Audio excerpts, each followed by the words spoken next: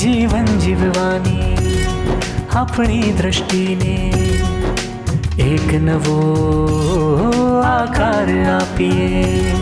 તો આવો મળીને કંઈક ખાસ કરીએ. હવે એક નવી શરૂઆત કરીએ. હવે એક નવી શરૂઆત કરીએ. શરૂઆત કરીએ. હા, શરૂઆત કરીએ. જય સચ્ચિદાનંદ. સંયોગ ઊભા થયા કરે ને પાછું પ્રવાહ વયા જ કરે. સંજોગોના ધક્કે ધક્કા નહીં. હમણાં મળ્યા ને પાછું કે ઘણા વખતે મળ્યા એવું લાગે છે. પછી આપણે રોજ જ મળીએ છીએ એવું લાગે. વચ્ચે એટલા સંજોગોના ધક્કા ભીડા પસાર થઈ જાય.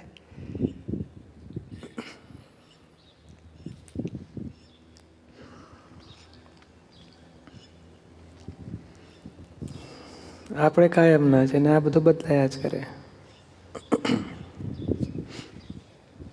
બધા સંજોગ પાછું ઇફેક્ટ આપીને જવા માટે આવેલા હોય. ઇફેક્ટ આપે પછી વિખરાય, પછી બીજા સંજોગ ભેગા થાય, પછી બીજી ઇફેક્ટ આપે, પાછા વિખરાય. ઇફેક્ટ કોઝિસ પ્રમાણે આયા જ કરે. જે કોઝિસ બાંધેલા તેની જ એક્ઝેક્ટ ઇફેક્ટ આપે. સંજોગ બધાને હરખા હોય પણ દરેકને ઇફેક્ટ જુદી જુદી હોય. કેમ તો પોતાના કોઝિસ પ્રમાણે બદલાતું બદલાતું બધી ઇફેક્ટ પૂરી થાય એટલે ભાઈ આ દેહમાંથી છૂટો પડે, બીજા દેહમાં જાય કોઝિસ પ્રમાણે. કોઝિસ બંધ થઈ ગયા તો મોક્ષ જતો રહે. ઇફેક્ટ ભોગવવા માટે આ વ્યવહાર ઊભો થાય છે. અને આ વ્યવહારને આપણે પછી સાચો માનીએ ને કેમ આમ કર્યું ને ક્યાં સુધી આવું કર્યું, દર વખતે બધું પછી ચાલ્યા કરે તોફાન. એ તો અંદર ખાને જાણી રહે ને કે આ ઇફેક્ટ, આ સંયોગ ઊભો થયો, હવે શું ઇફેક્ટ ઊભી થાય જુઓ તો ખરા. તો પાછું અમુક જાતની ઇફેક્ટ ઊભી થાય ને પછી સંયોગ વિયોગ થઈ જાય. અને આપણે એ ઇફેક્ટને જાણવું એનું નામ જ્ઞાન આપણું. ઇફેક્ટનો જ્ઞાતા રહેવાનું એટલું જ આપણો પુરુષાર્થ છે. આ તો ઇફેક્ટ મને થઈ એવું તો માને ને પછી તે આપી તે કરી એવું માને. એટલા ગુચ્છવાળા બધા થઈ જાય છે. એ તો ઇફેક્ટ કોઈ આપતું જ નથી. Scientific circumstantial evidence. કયા એવિડન્સને ગુનેગાર કહીશું? એટલા બધા એવિડન્સ કામ કરી જાય છે. આપણે જાણકાર તરીકે પોતાનું ખ્યાલ ચૂકી જઈએ છીએ.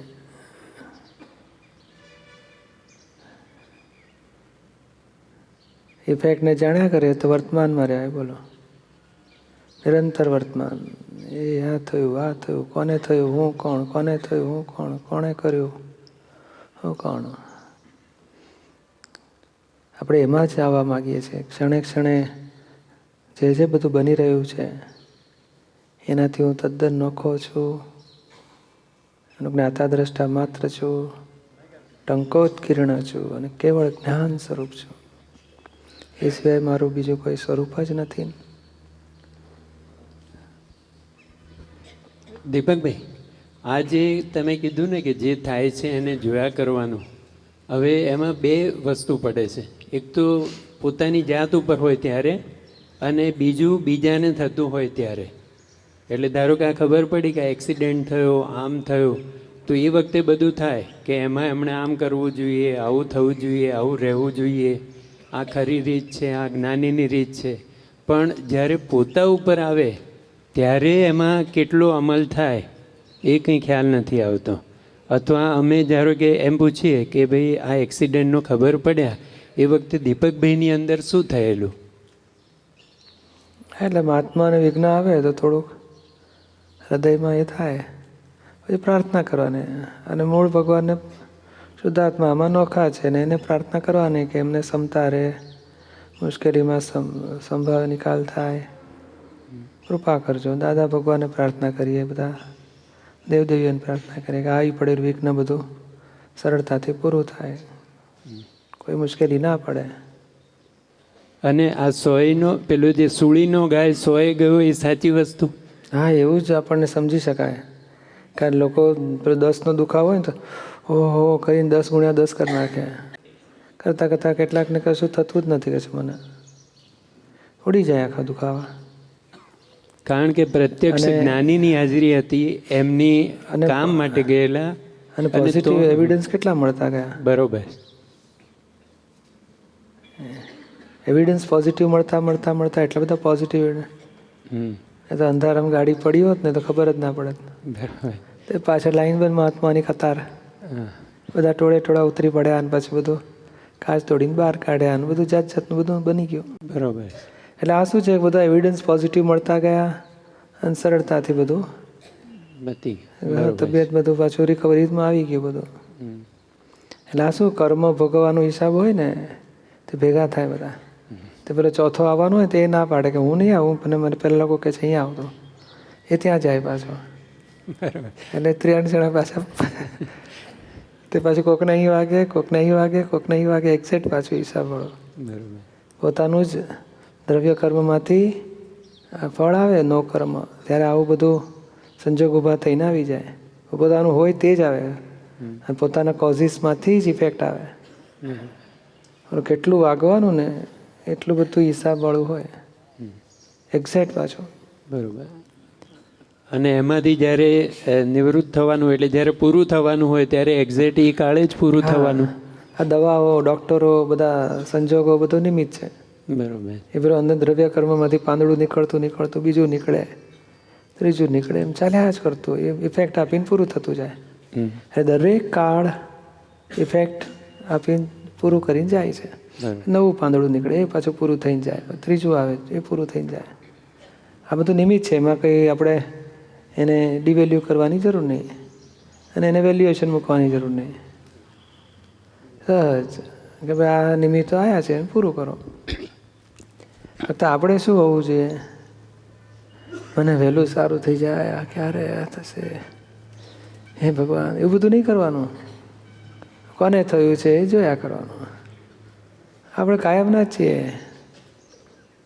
એમ સૂર્યનારાયણની હાજરીમાં બે કાર ભટકાય તો સૂર્યનારાયણ એકદમ કૂદી પડે, આંચકો આવે, એમને શું થાય એ જોયા કરે કે હો આ કંઈક થયું.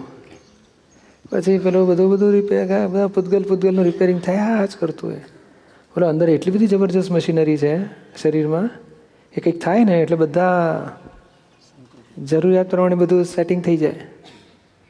એટલું બધું જબરજસ્ત, બધું સંકોચાઈ જાય, અમુક આમ થઈ જાય, વાગ્યો ત્યારથી રૂઝાવાની શરૂઆત થાય. કચરો બહાર ફેંકી દે, પછી રૂઝાવા માંડે, આખી બધી જબરજસ્ત લશ્કર પહોંચી જાય. બધું રાચ્યું ખાતું નહીં પાછું કે આ પતો જ કશું નહીં, જબરજસ્ત લશ્કરો પહોંચી જાય, રિપેરિંગ ચાલુ થાય.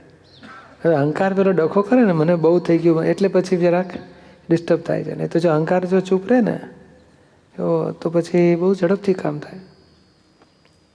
આપણે પછી પુણ્ય પાપનો હિસાબ હોય, પુણ્ય હોય ને તો એવિડન્સ પોઝિટિવ ભેગા થાય. ગેરેજ પાસે જ ગાડી બગડે અને પાપનો ઉદય તો ગેરેજ મળે જ નહીં બિચારા 3 કલાક સુધી. એવા ગૂંચવાડા થાય. એટલે હિસાબ વાળું છે. દીપકભાઈ, હ્યુસ્ટન ગયેલા, હ્યુસ્ટન તો એક વખત, એટલે આ તો પેલું છોકરાનું, એટલે આપણને સાયન્ટિફિક સર્કમસ્ટન્સ એવિડન્સ જોવા મળે આપણને કે કેવી રીતે કામ કરે સંજોગ. એક છોકરું પેલું એ હોય ને ગેરેજનો ડોર, એ લોકોનો તો કેવું હોય કે મમ્મી પપ્પા 7 વાગે ભાગી જાય ઓફિસે, એટલે છોકરા પછી 8 વાગે બસ આવવાની, એટલે 8 વાગે નીકળે. અથવા અહીંથી જાય ને પછી સ્કૂલમાં જાય. તે પછી ડોરની ચાવી બાવી આપે નહીં છોકરાઓ નાનકડા હોય તો. ગેરેજમાંથી નીકળીએ ને ત્યાંથી પેલું દબાવે, દોડતો બહાર નીકળી જાય, પછી ગેરેજનું ઢાંકણું ધીમે ધીમે બંધ થઈ જાય. એવું હોય. તે એક બાબાનું અથવા એવિડન્સ કેવા મળે છે જોઈએ આપણે એને. એટલે એને પેલું દબાવીને બહાર ભાગ્યો ને પેલું આવી ગયું તો ઠોકી ગયું, તેમાં જ વાગ્યો ને એની ઉપર જ પેલું બારણું આવ્યું. હવે એ બેલ મારતા વખતે ઘંટડી વાગતી હતી, એટલે એને મમ્મીનો ફોન આવ્યો હતો પણ એને ઉપાડ્યો નહીં કે મારે જવાનો ટાઈમ થઈ ગયો છે, ઉપાડતો નથી. એટલે ત્યાં એવિડન્સ ચૂક્યો. પછી બહાર આવ્યો ને તો જનરલી પેલા બે ગયડા કાકા ત્યાંથી રોજ પસાર થાય. તો તે દાડે પેલા લોકો વિચાર કર્યો આપણે જરા બીજા એરિયામાં જઈએ, એટલે એ લોકો અહીંથી પસાર ના થાય. પેલા ઉપર બારણું વાગી ગયું. બાજુવાળી બાઈ રોજ એની ખબર કાઢવા આવતી હોય, ત્યારે એ માંદી હતી આજે, એટલે એ આવી નહીં. ને તો 8 વાગે જોવા આવે કે ચલો નીકળી ગયા બરોબર ટાઈમસર. તે બાજુવાળી બેન એ નથી આવી, કેમ આજે એને તાવ આવ્યો હતો એટલે એ સૂઈ રહી હતી. એટલે એવિડન્સ કેવા છે. પછી એની બેન તો કે એ વહેલી જતી રહી હતી, ને તો એ ભાઈને મૂકીને પછી નીકળત તો ના એ બેન, એટલે બેમાંથી એક જ રહ્યું હતું. એટલે આમ કેટલા બધા એવિડન્સ નેગેટિવ થતા ગયા. પેલાને પછી મુશ્કેલી પડી બાબલાના. અને પોઝિટિવ એવિડન્સ હોય ને તે દાડે જ પેલો ઊંધું એને થાય લાવ અહીંથી જઈએ આપણે. હવે એ પ્રેરણા કોણ આપે છે? આ કાળ કોણ ભેગો કરે છે? અને એ જ આપણો અંદરનો કોઝિસમાંથી ઇફેક્ટ આવવા માટે એવિડન્સ કામ કરી જાય છે આખા.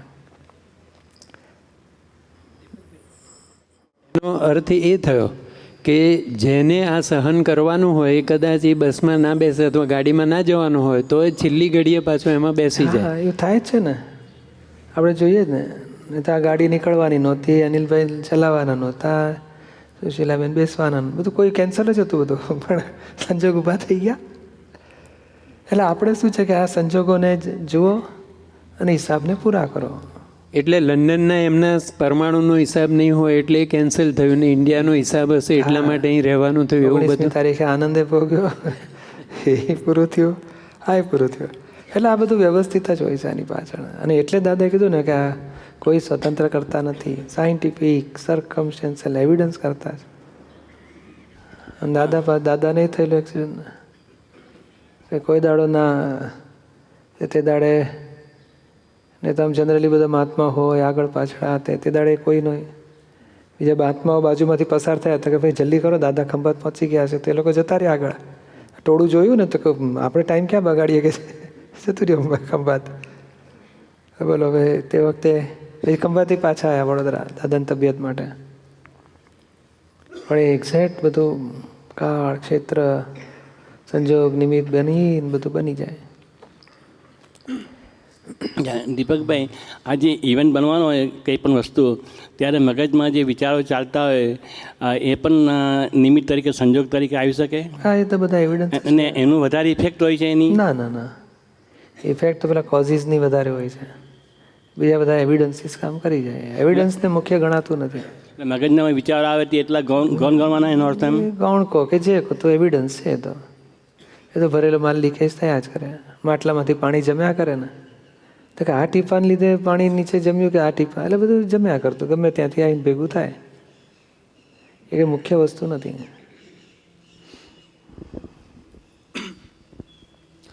જય શ્રીરામ. દીપકભાઈ, આપણે ભાવસત્તા કોની છે? પરસત્તામાં આવે કે સ્વસત્તામાં આવે? નૈમિતિક સત્તા છે, સ્વસત્તા જ ગણાય.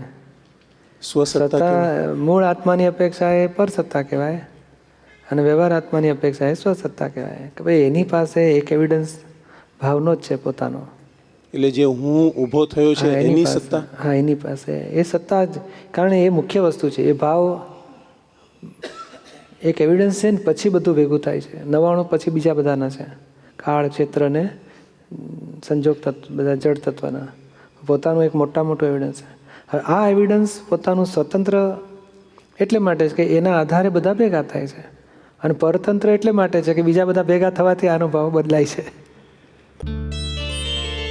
It's Dada Bhagwan Foundation presentation.